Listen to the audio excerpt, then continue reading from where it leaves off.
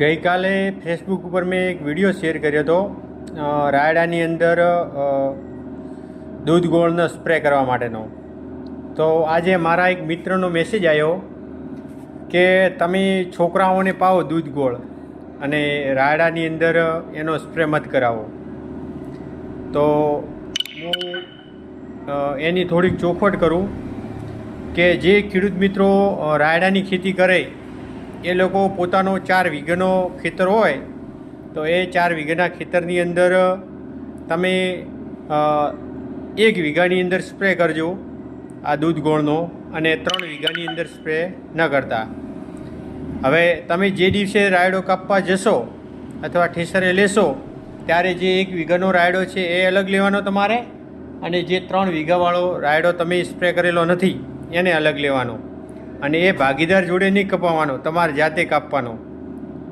એ કાપણી કરવાની છેલ્લે હાર્વેસ્ટિંગ કરો ને એ વખતે. તો તમને એની ખબર પડી જશે. જ્યારે હાર્વેસ્ટ કરવા જશો ને ત્યારે જ તમને ખબર પડી જશે.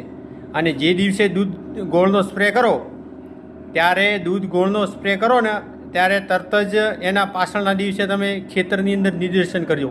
પહેલાં દૂધ ગોળનો સ્પ્રે કરો એના પહેલાં નિદર્શન કરજો, અને દૂધ ગોળનો સ્પ્રે કરો એના પછી નિદર્શન કરજો. એટલે તમને બધો તફાવત ખબર પડી જશે કે ખેતરની અંદર દૂધ ગોળનો સ્પ્રે કર્યા પહેલાં મધમાખીઓ કેટલી હતી અને દૂધ ગોળનો સ્પ્રે કર્યા પછી મધમાખીઓ કેટલી આવી. અને કાપણી કરશો તો જલ્દી તમને ખબર પડી જશે બધી. કેમ કે જે ખેડૂત હોય ને એની જોડે માઇક્રો પ્લાનિંગ હોય. માઇક્રો પ્લાનિંગનો આ વિષય છે. કંઈ એમ નરી આંખે ન દેખાય એનો તફાવત. પણ જે દિવસે તમે કાપણી કરશો ત્યારે એના જે પાછળ જે પાથરા પડતા હશે ને એના ઉપરથી તમને એનો અંદાજો આવી જશે. બીજું, આ એક વખત કરો. દૂધ ગોળનો કોઈ લાંબો ખર્ચો નથી. 100 ગ્રામ દૂધ અને 100 ગ્રામ દૂધનો લગભગ ખર્ચો થશે તમારે 4 રૂપિયા જેવો, અને 4 થી 5 રૂપિયા. અને 100 ગ્રામ દૂધનો પણ એટલો જ ખર્ચો થશે. એટલે તમારે 10-12 રૂપિયાના ખર્ચામાં પંપ તૈયાર થઈ જશે.